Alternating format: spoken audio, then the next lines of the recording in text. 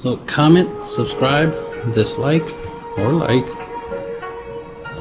Check out the links in the descriptions for other of my sites, other activities that I'm involved in.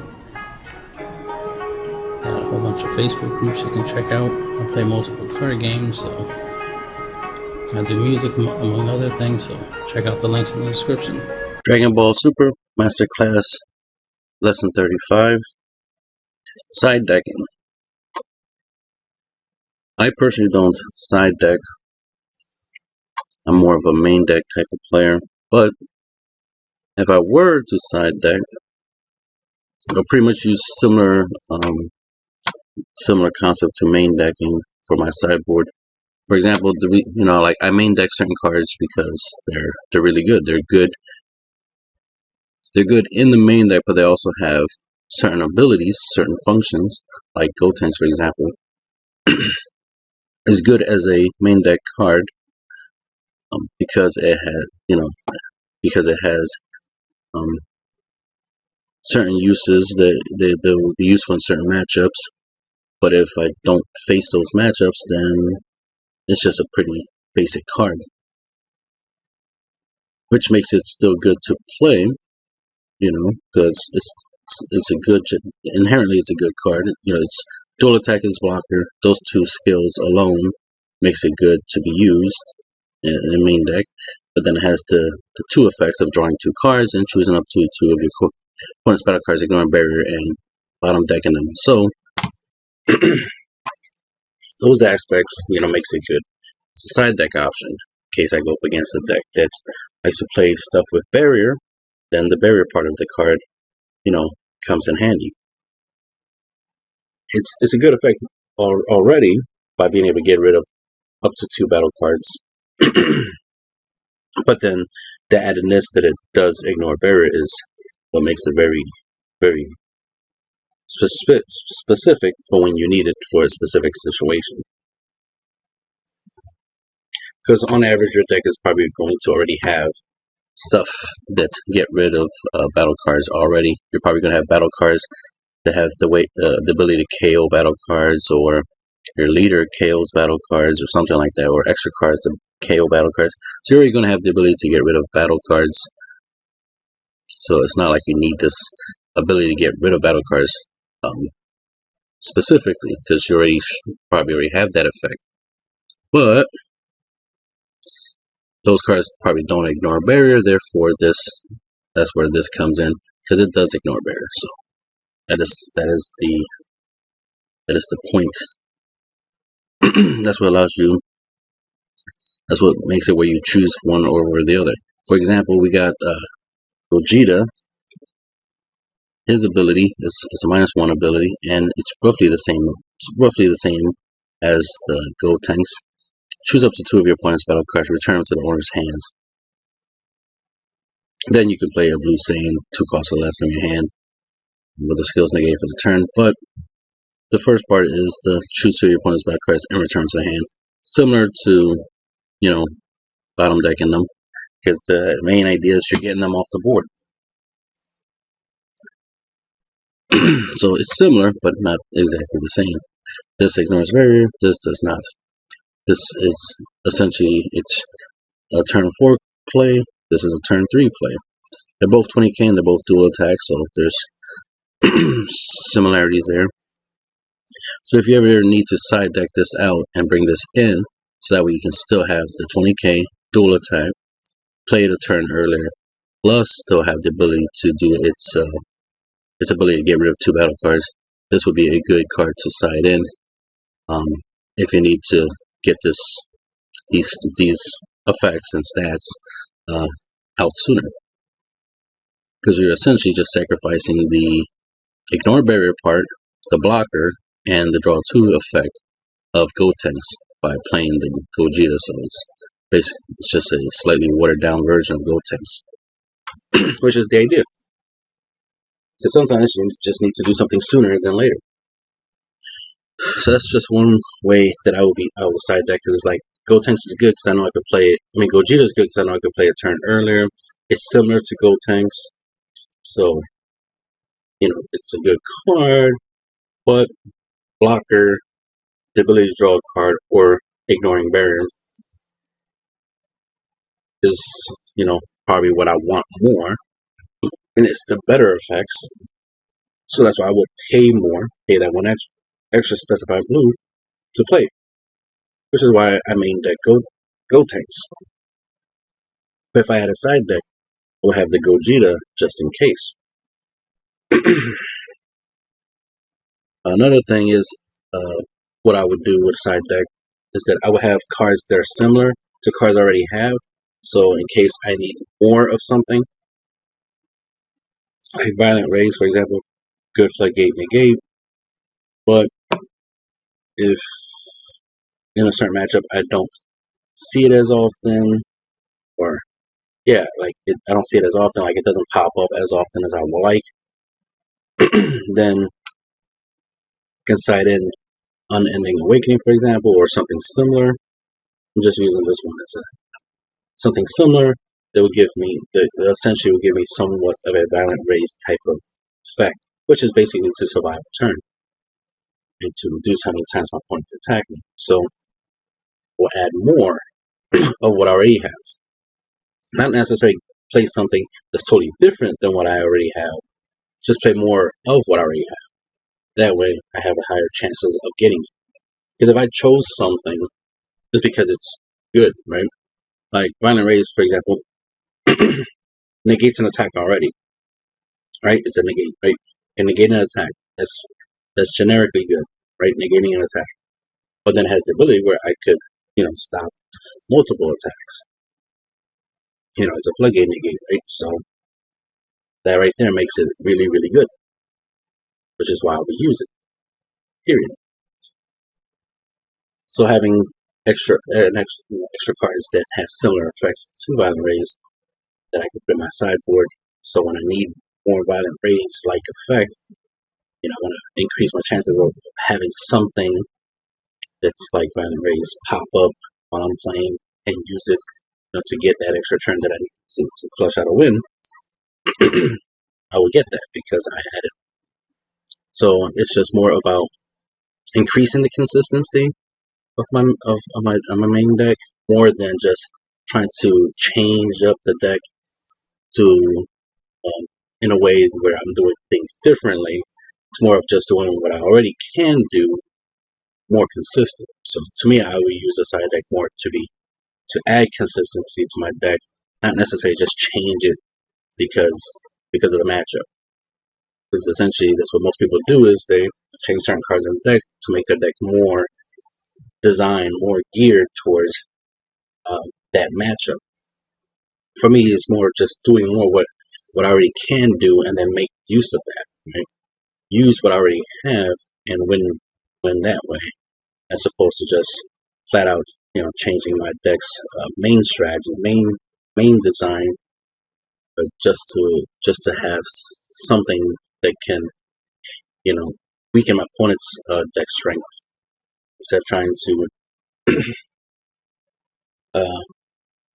create kryptonite, right, for my opponent's deck. I'd rather just power up, right? I'd just rather do more of what I already can do. Do it better, faster, stronger. So that's just the way I think, the way I focus. But I always tend to, pick. That's why sometimes I'll have like for example, I would have Gogeta and Gotenks in the main deck. Like I will have both in the deck instead of instead of choosing one over the other. I will have both, for example. That way, while I'm playing, depending on the matchup, if I need to get a 20k dual, a 20k dual attacker a turn sooner than I normally would if I was playing Gotenks, the fact that it's already in the deck will be awesome. So I would be trying, like I said, it would be awesome to have the option to be able to do something in turn sooner than other. So clearly I would just end up charging the Gotenks as energy and play out the Gogeta. Sometimes most of my unisons. That's another thing. In my sideboard, I would have more unisons and extra cards. Sorry, more unisons and extra cards than I would have battle cards. If I did have battle cards, they would more likely be like, Overwhelm. Just they're generic. You can use them. You can use Overwhelm with any color, so you don't have to be color specific. And just some cards are really good inherently. I don't have it here, but I would have the the Toa Unison, the one that -4 take control of a battle card. I would have that in the sideboard, obviously. If I'm not already main decking, I would have that. If I'm, of course, MicroRecords Absorb would be something in my sideboard because it's a, it's a finisher, right? It's 30k with the Deflect, and it has the ability to get stronger than that. It could easily hit 50k and above, relatively easy for just one energy, right? Then just throw a E Supreme card or Chomp on it, bang, finish your opponent off. Because you're going tall. So why not, right? This is just inherently a good card. So if you're not main decking it, because you're trying to be focusing on a certain theme, like let's say you're trying to just go mono red or mono blue, mono green, whatever. So that's why you don't main deck it, but you can have it in a sideboard in case you're like, all right, the mono part of the deck is irrelevant in this matchup. I just need more bodies, right? I need just more attacks. I need to go tall.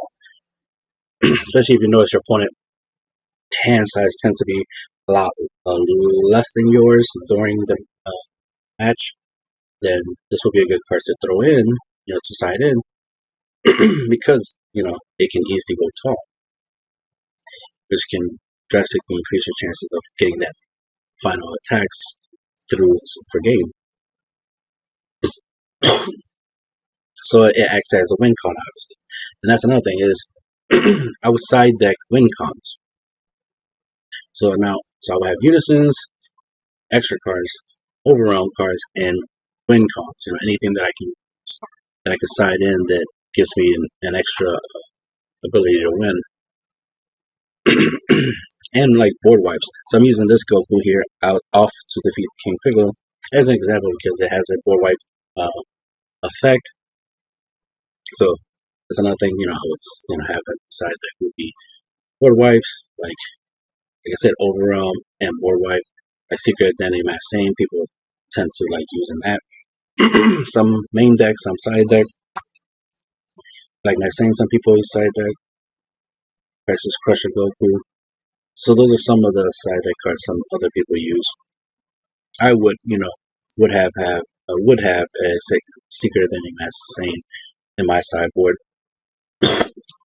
because of the overwhelm aspect of the card plus the board wipe. So if I need a generic board wipe, he'll come in play. This one right here is more specifics for red decks. And then you have to pay 5, so it's a hefty cost, right? But not only is it a board wipe, it doubles as a win con because it has deflect, triple attack, so it's 25k triple attack, and has the effect that your opponent can't use the blocker skill to negate his attacks. So, sorry. So this is really good against certain matchups. Like this is good against Bulma because all of their battle cards will be blockers. This will prevent the blockers from being able to block, so you can get your attacks through. Another good thing about it ignoring blocker is good against those blocker negates, the negates that like testing opposition or negates an attack makes a token blocker. This will bypass so you can stop the first attack, but won't be able to stop the next 2 attacks, right? Because you won't be able to use the blocker skill of the token. So that's useful that it has that effect in it. So this is the kind of stuff that I would consider. Like, this is a good card that I would like to main deck, but it might not be something that I can consistently use a lot. So I might not want to main deck it. So, but it will make for a good side deck card because depending on the matchup, it might be really good. Like, let's say most of my matches don't get to turn 5, then this wouldn't be a good main deck, right? Because it just would never really be used. So then I would rather side deck it. In case I'm in a match where I do get to turn 5, turn 6, then it's like, okay, in this matchup, this card has use because I actually will have the ability and the time to play it. So then I can side it in. Like I said, more of what I already do, I would add. Or let's say I don't have. Say I don't. I'm going with a slower strategy, or I'm playing like a control build. So I'm not really that aggro. So then I would incorporate in my sideboard, like Champa, East Green Kai, for example, so I can, because since you use them to combo, essentially they're generic, so you just use them in any color. And then I would bring it in and try to get that quick aggro. I would mulligan, so turn 1, turn 2, I have some Champas, East Green Kais, so that way I can just turn 1, turn 2, get in that 4+ damage. Try to deal at least 4 to 6 damage the first 2 to 3 turns, and then just spend the rest of the game, trying to deal the last 2, right? Trying to deal the last damage. Especially if you're going up against like aggro. So if you go up against an aggro deck, it tends to be a little bit faster than your control deck, which more likely would be blue. Then have splashing these in, sighting these in, so that we can go a little aggro. So that way you're fighting fire with fire is what I'm trying to say. So you're fighting fire with fire. That way increases your chances of finishing off the game. Especially, it does come in handy a late game where you need to double strike your point for game and swing with your leader and Champa and dump your hand into that attack. It works, right? It's one way to go. It's turning your leader into a finisher or a unison into a finisher, right? Is something you should consider. Don't ignore the fact that your leader is always there to help you out. It's always there, ready to be used for whatever you want to use it for. Not just to draw cards, not just to awaken. It can literally win you the game if you use it right. So keep that in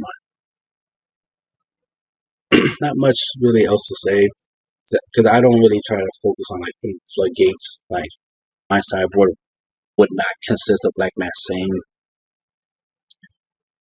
Dark Power Black Mass Sane, for example, just because I'm not really trying to, but I definitely won't have counterplays. Notice I didn't show no counterplays. Counterattacks, yes, of course, but no counterplays. So you notice there's no counterplays. I don't use floodgates, stuff like that. Not that I haven't used a couple, but usually those are more like some stuff that I would main deck if it's parts that deck strategy, depending on what the deck's supposed to do, then it might have some main deck stuff. Like, I would rather main deck Black Mass Sane to use it as a side deck card. But, to each their own. There's definitely something to consider. But a lot of these cards I would main deck. So, because they're good cards. Anything is worth main decking, anything is worth side decking. It's just more about your experience and, some people like to say the meta, right? It's like, yeah, I understand the meta. To me, the meta doesn't matter that much. I don't care what everybody else is doing. But I notice what everybody else is doing. So it's not like I ignore the meta, just that I don't like build my decks based off the meta, right? I do improve my decks over time. The things I try to stay ahead of the game. So basically, I try to stay ahead of the meta. So that way the meta that currently exists doesn't matter, because what everybody else doing right now doesn't matter, because more likely I already surpassed it, right? I already can do stuff that's beyond what the current meta is. Like, for example, if I've already been, for the past, let's say, 7 months, I already incorporated anti-hand control effects and elements into my decks, then me, worrying about the current hand control meta don't mean nothing. It's like, I'm already prepared, right? I'm already ahead of the game, ahead of that. So I'm already ahead of this current meta. Because I was already prepared. I'm already prepared for myself for that. Just like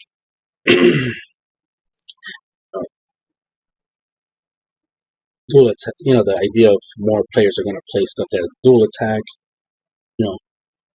things that can attack more than once, things that are strong, like 30Ks, cheating outs, whole bunch of battle cards, going wide. Already planned that out, already prepared myself for that, which is why I use what I use. That's why I use stuff like Violent Rays. I use Gotenks because he can clear a board. Use stuff like Goku because he can clear boards.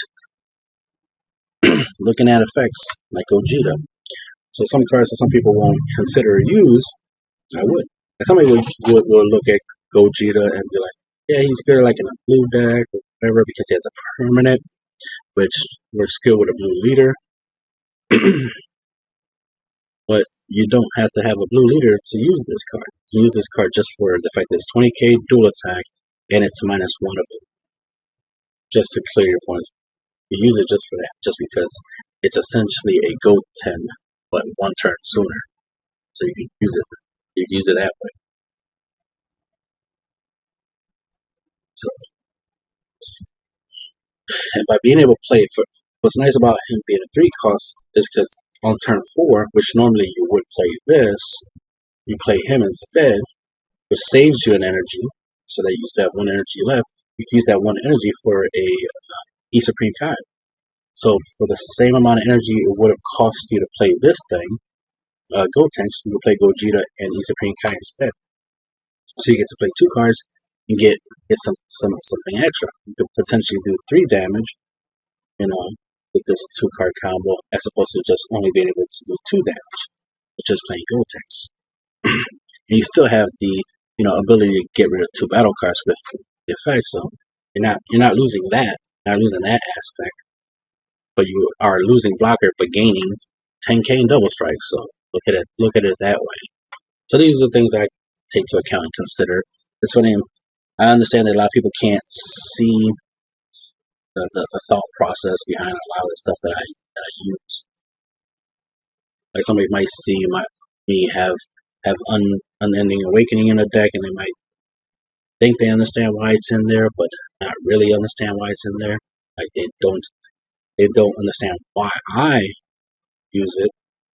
They'll just look at the card and be like, oh, okay, it's a good card. I get it. Think you get it. You actually don't get it.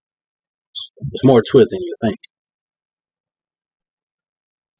Sometimes when it comes to like Violent Rays, for example, it's between Violent Rays and Topo. I either use one or the other or both. So it's a little bit, right there, a little game theory for you right there. I think I'm always going back and forth between Topo or Violent Rays.